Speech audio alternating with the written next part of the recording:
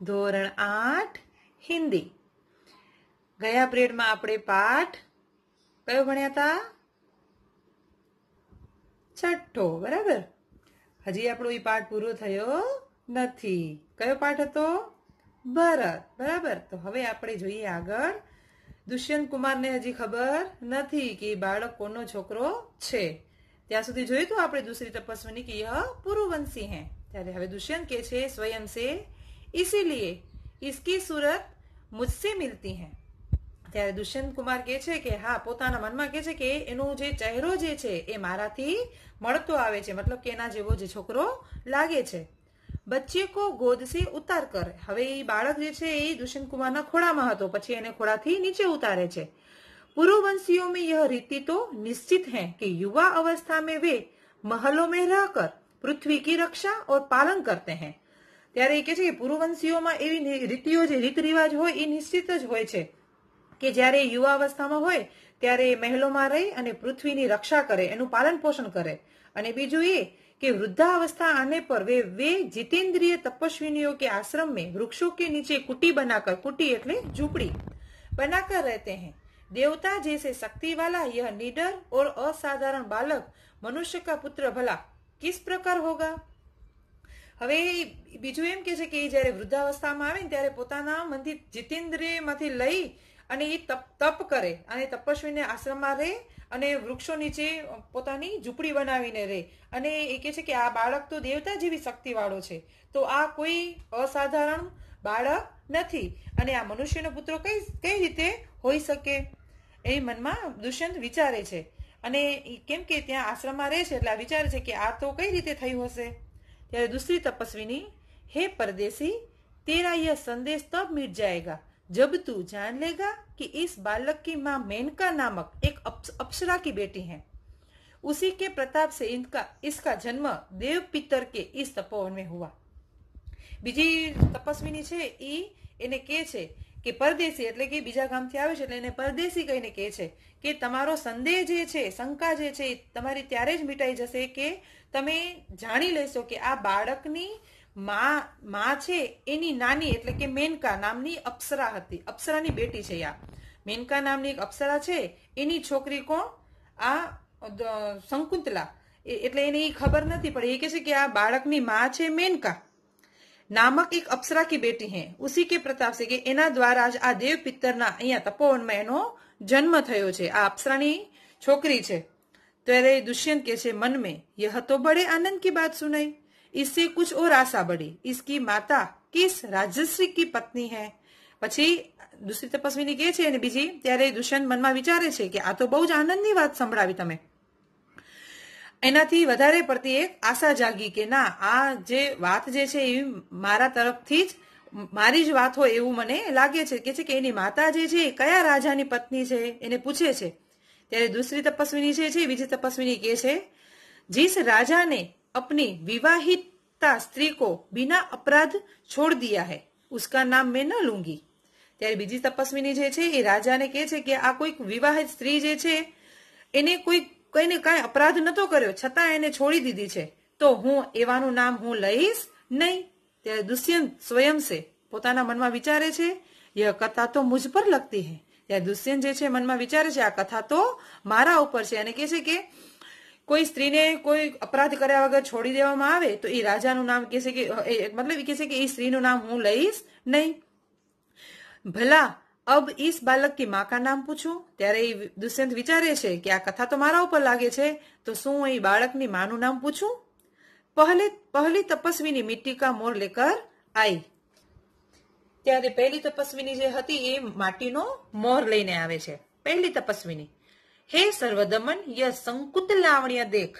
એ પહેલી તપસ્વીની હતી એ કહે છે કે આ જો હે સર્વદમન, આ સંકુત લાવણ્ય એટલે કે સંકુત લાવણ્ય એટલે કે નાચતો મોર, એને કહેવાય સંકુત લાવણ્ય. એ કહે છે કે આ જો માટીનો નાચતો મોર.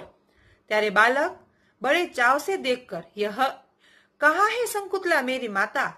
ત્યારે એ બાળકથી એની માતાનું નામ બોલાઈ જાય છે. સંકુત લાવણ્ય જોવાનું કીધું પહેલી તપસ્વીનીએ. ત્યારે બાળક જે છે એકદમ સરસ મજાના રુચિથી જોતો તો અને કહે છે કે ક્યાં છે મારી સંકુતલા, મારી માતા. दूसरी तपस्विनी हंसती हुई यहाँ तेरी माता नहीं है, तुम इस नाम से धोखा खा गए सर्वदमन। मैंने तो कहा था कि मिट्टी का मोर देख। બીજી તપસ્વીની જે છે એ હસે છે અને કહે છે કે તારી માનું નામ નથી લેતી હું, તું તો આ નામમાં શું થઈ ગયો, ધોખો, મૂર્ખ બની ગયો, કે હું તારી માનું નામ નથી લેતો, હું તને એમ કહું છું કે આ સંકુત્ર લાવણ્ય એટલે કે નાચતો મોરને તું જો, માટીનો મોર જે છે એ નાચતો મોરને તું જો, મેં તને એમ કીધું। दुष्यंत स्वयं से, इसकी माँ मेरी ही प्यारी संकुतला है या इस नाम की कोई दूसरी स्त्री है? यह वृत्तांत मुझे ऐसे व्याकुल करता है जैसे मृग तृष्णा प्यासे हिरण को व्याकुल करती है। અને વિચારે છે, દુષ્યંત વિચારે છે મનમાં કે આ મારી જ પ્યારી સંકુતલા જે છે કે કોઈ બીજી સંકુતલા નામ આવ્યું ઈ બરોબર, પણ કે છે કે ઈ મારી જ પ્યારી સંકુતલા છે કે કોઈ બીજી સ્ત્રી છે। યહ વૃત્તાંત, વૃત્તાંત એટલે હાલ, ઘટના, વર્ણન।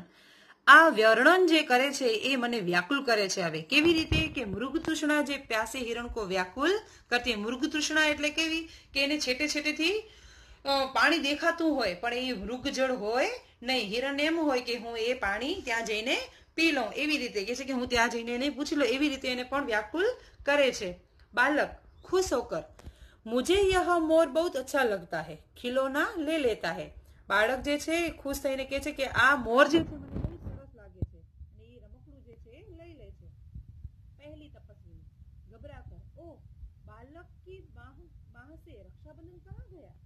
પહેલી તપસ્વીની હતી કે છે એકદમ ગભરાઈને કે બાળકના હાથમાં જે રક્ષાબંધન બાંધ્યું હતું ઈ ક્યાં ગયું? દુષ્યંત કે છે घबराओ मत, जब यह नाहर, नाहर એટલે સિંહ, नाहर से खेल रहा था तब इसके हाथ से गिर गया था, तो वह पड़ा है, मैं उठाकर तुम्हें दे देता हूँ। દુષ્યંત કે છે કે તમે ગભરાઓ નહીં, આ જ્યારે સિંહના બચ્ચા સાથે રમતો હતો ત્યારે એના હાથમાંથી છટકીને નીચે પડી ગયું હતું અને ત્યાં એ પડ્યું છે, તો હું ઉઠાવીને તમને આપી દઉં છું। ઉઠાને કે લીએ ઝુકતા હે, ઉઠાવા એટલે લેવા માટે નીચે નમે છે દુષ્યંત। પહેલી તપસ્વીની, અરે અરે મત ઉઠાઓ, ઇસે મત છૂના મત। પહેલી તપસ્વીની કહે છે કે ના ના તમે એને અડો નહીં, એને ઉઠાવો નહીં। दूसरी तपस्विनी, ओ इसने तो उठा ही लिया, એને ના પાડી છતાં એને લઈ લે છે। ત્યારે બીજી તપસ્વીની કહે છે કે વાને તો લઈ જ લીધું। दोनों एक दूसरे को आश्चर्य से देखती है, પહેલી અને બીજી તપસ્વીની જે છે એ એકબીજાને આશ્ચર્યથી જોવે છે। દુષ્યંત, यह लो, परंतु यह कहो कि तुमने मुझे इसको उठाने से रोका क्यों था? દુષ્યંત કહે છે કે આ લો અને કહે છે કે મને રક્ષાબંધન લેવા માટે રોક્યું કેમ, ના કેમ પાડી? આ રક્ષાબંધન ઉઠાવ્યું એનામાં પણ એક રાજ છે, એટલા માટે એકબીજા સામે જોવે છે અને એને ન લેવા માટે કીધું હતું। તો તે દુષ્યંત એને પૂછે છે કે તમે કેમ મને રોક્યું? ત્યારે બીજી તપસ્વીને જવાબ આપે છે, इस रक्षाबंधन का नाम अपराजित है। जिस समय इस बालक का नामकरण हुआ था तब महात्मा मरीचि के पुत्र कश्यप ने यह धागा दिया था। इसका गुण है कि कभी यह धरती पर गिर पड़े तो इस बालक के माता पिता को छोड़कर इसे कोई दूसरा न उठा सके। એને એમ કીધું તું આનામાં પણ એક મોટું રાજ છે, મતલબ કે રક્ષાબંધન જ્યારે એનું રક્ષાબંધન નામ શું છે? અપરાજિત। જ્યારે આ બાળકનું નામ નાખવામાં આવ્યું હતું ત્યારે મહાત્મા મરીચિ કે પુત્ર કશ્યપ ઋષિ છે એને નામ નાખ્યું, એને આ ધાગો એટલે કે દોરો એ રક્ષાબંધન આપ્યું હતું અને આનો ગુણ એ છે કે આ ધરતી ઉપર પડી જાય તો બીજું કોઈ જ એને ઉઠાવી શકે નહીં। એના માતા ઉઠાવી શકે કાં તો એના પિતા ઉઠાવી શકે, બીજું કોઈ ઉઠાવી શકે નહીં। એ એનો એક રાજ છે। તો દુષ્યંત કહે છે ઓર જો કોઈ ઉઠા લે તો ક્યાં હો, અને કહે છે કે જો બીજું કોઈ ઉઠાવી લે તો શું થાય? કેમ કે એને ઉઠાવી લીધું છે પણ એને એ ખબર નથી કે એનો પુત્ર છે। પહેલી તપસ્વીની, તો यह तुरंत सांप बनकर उसे डसता है। જો પહેલી તપસ્વીની એમ કે છે કે એને પૂછ્યું કે ઉઠાવી લે તો શું થાય? તો પહેલી તપસ્વીની કહે છે કે જો એને ઉઠાવી લે તો તરત એ સાપ બની જાય રક્ષાબંધન અને તરત એને એ ડસે એટલે કે એને વગડે એમ। ત્યારે દુષ્યંત કહે છે तुमने कभी ऐसा होते देखा है? કેમ કે એના મનમાં શંકા જે હતી એ દૂર થઈ ગઈ, કેમ કે એના પપ્પા બાળકના પિતા કોણ થાય? દુષ્યંત।